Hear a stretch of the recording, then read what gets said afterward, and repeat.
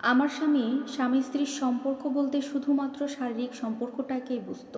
আমার সাথে শারীরিক সম্পর্ক হয়ে যাওয়ার পরে আমার সাথে একটা সেকেন্ডের জন্য আর ভালোভাবে কথাও বলেনি, ভালো ব্যবহারও করেনি আমার স্বামী। আমাদের বিয়ে হয়েছে 2 বছর হলো।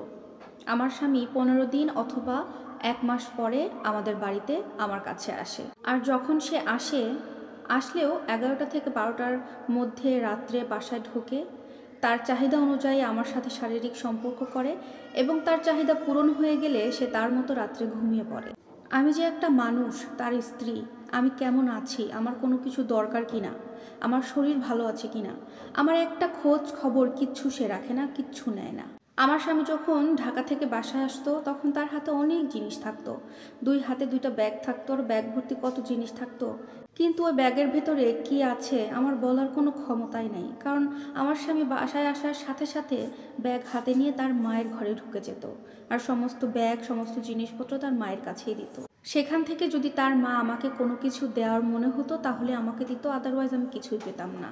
আমার সাথে বিয়ে হয়েছে 2 বছর। এতদিনে আমার কি পছন্দ, আমার কি অপছন্দ, আমার মনে হয় আমার স্বামী এটা জানেই না। বিয়ের পর থেকে আজ পর্যন্ত আমার সাথে বসে যে 2টা মিনিট কথা বলা বা কোনো একটা সময় কাটানো, সেটা সে আজ পর্যন্ত আমার সাথে করেনি।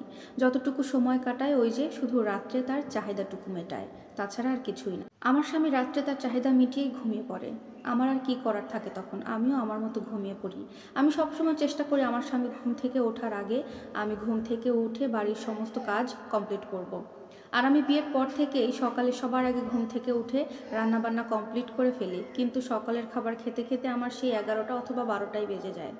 তারপরেই দেখা যায় দুপুরের রান্না করার সময় হয়ে যায়। দুপুরে রান্নাবান্না কমপ্লিট করে সমস্ত কাজ শেষ করে আমার 3টা 4টা বেজে যায়। তখন কোনো সময় দুপুরের খাওয়া হয়, আবার দেখা যায় কোনো দিন একদম রাত্রে খাওয়া হয়। দুপুরে তারা সবাই একসাথে।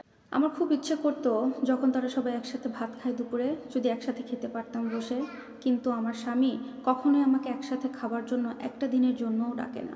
সবার খাওয়া শেষ হয়ে গেলে তখন যদি আমি খাওয়ার সময় পাই তাহলে খাই। দুপুরে খাওয়া শেষ হয়ে গেলে আমার স্বামী লম্বা একটা ঘুম দেয় বিকেলে। ঘুম থেকে উঠেই সন্ধ্যার দিকে চলে যায় তার ফ্রেন্ড সার্কেলের মধ্যে আড্ডা দেওয়ার জন্য। বাসায় ফিরে সেই রাতে খাবার আগে খাওয়া দাওয়া কমপ্লিট করে আমার স্বামী তাদের বোন, ভাই, মা সবার সাথে আড্ডা দেয় এবং রাত্রে যখন ঘুমানোর টাইম হয় ঠিক ওই মুহূর্তে আমার রুমে এসে তার মতো তার শারীরিক চাহিদা মিটিয়ে সে আবার ঘুমিয়ে পড়ে। এভাবেই আমার বিবাহিত জীবন পার হয়।